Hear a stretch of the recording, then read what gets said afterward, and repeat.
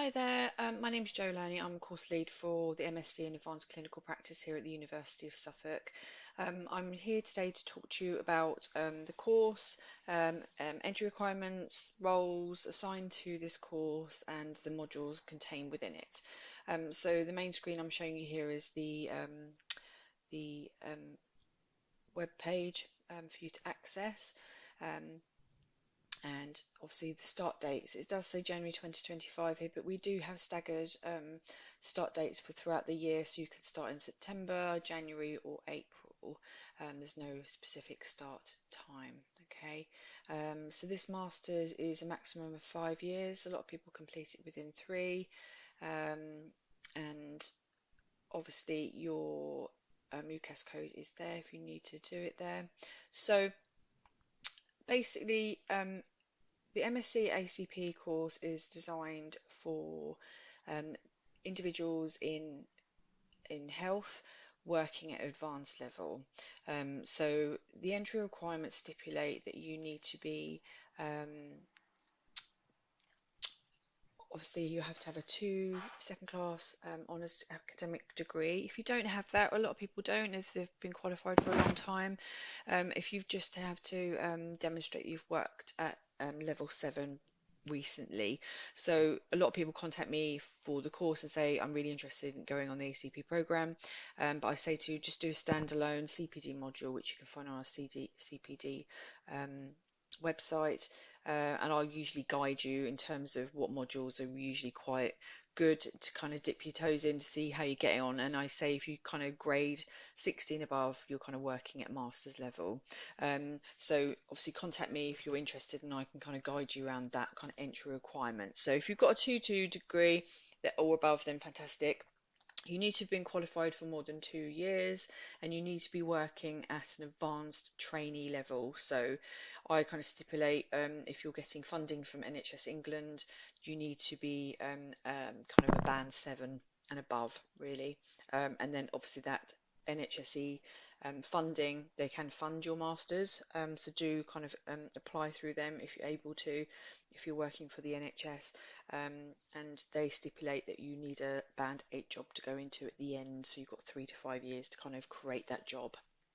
Okay, so individuals working in health, so we have all walks of life within the ACP Grow program. Obviously we have nurses, we have paramedics, we have physiotherapists, we have specialist nurses in working in all different fields: oncology, palliative care, hepatology, district, obviously practice nursing, and we also have some pharmacists as well coming through.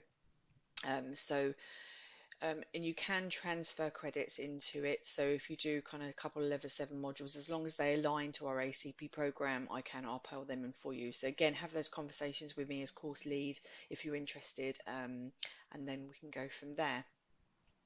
So overview then.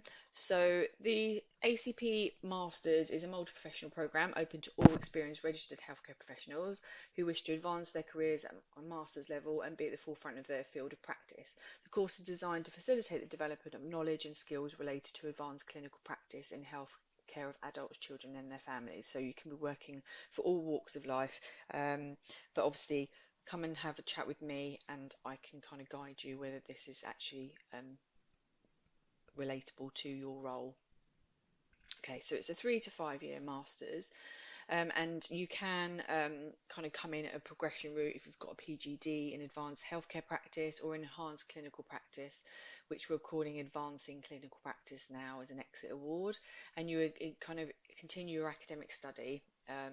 So that's that one. So usually I kind of ask you to complete year 1 modules, but you may do these ones as standalone. So I kind of guide you to say, okay, come and do a clinical reasoning decision making module or holistic assessment first, and then I'll upheld them in. But these are the first year modules. So effective leadership for advanced practice. These are all mandatory, these first year modules. So this is looking at your leadership style in practice. We kind of ask you to kind of look at your kind of get peer review feedback from your team, and then you make an action plan in terms of how you can improve your leadership style. So that's that one. Holistic assessment is you do a holistic assessment of your patient, and you obviously give some reflections on that holistic assessment, and also there's an OSCE for an assessment there as well. So you do a full assessment of your patient, including history taking, and we will guide you through that one. Clinical reasoning decision making is all about pathophysiology and clinical decision making modules and principles of clinical decision making that you make it as an advanced practitioner, and you kind of submit a 5,000 word assignment for that, looking at the pathophysiology and the clinical reasoning decision making processes you took in caring for a patient. In year two, we have the V300, so the independent and supplementary non-medical prescribing, which is an optional module because not everyone in advanced practice does prescribe. Majority do want to undertake that module, though. That's a double module, so that runs over 6 months. And then the other mandatory one is research methods. So you can't go on to do a dissertation until you've done your research methods. If you choose not to do independent supplementary prescribing, you'll go on to make either choose an optional module. So we've got lots of optional modules sitting within the course structure. You can talk about reflexivity in contemporary healthcare. You can look at dementia care, applied pharmacology, and advanced practice. Or you can choose some of the three ones, so living well with cancer, public health and epidemiology, mental health foundations, and then we've got an enhanced practice one as well. So that looks at your kind of reflections on learning, for example. The other mandatory modules you have to undertake is a dissertation, so that's a 6-month module. Again, you can either do a systematic review or some primary research. And then you finish off doing leading change in advanced practice, and that is a mandatory module right at the end. And then you come out with an MSc in advanced clinical practice. You are required as when on enrolment that you have a supervisor in practice, so they need to be working at advanced practice level. Again, it could be a GP, for example, in practice, or someone who is actually a qualified ACP, and they need to have been in that role for 3 years, just so they can support you in terms of your clinical practice and moving through the course. You also have to submit a portfolio of evidence at the end of your course as well. So that involves kind of any teaching sessions you've been involved in, any guideline development, any critical instances you need to reflect upon, any conferences you've attended, any extra learning in practice, and then obviously the meetings with your supervisor. That is kind of mandatory at the end.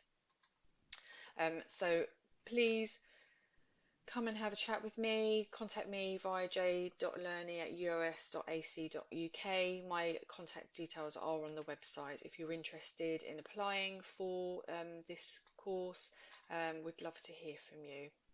Have a good day.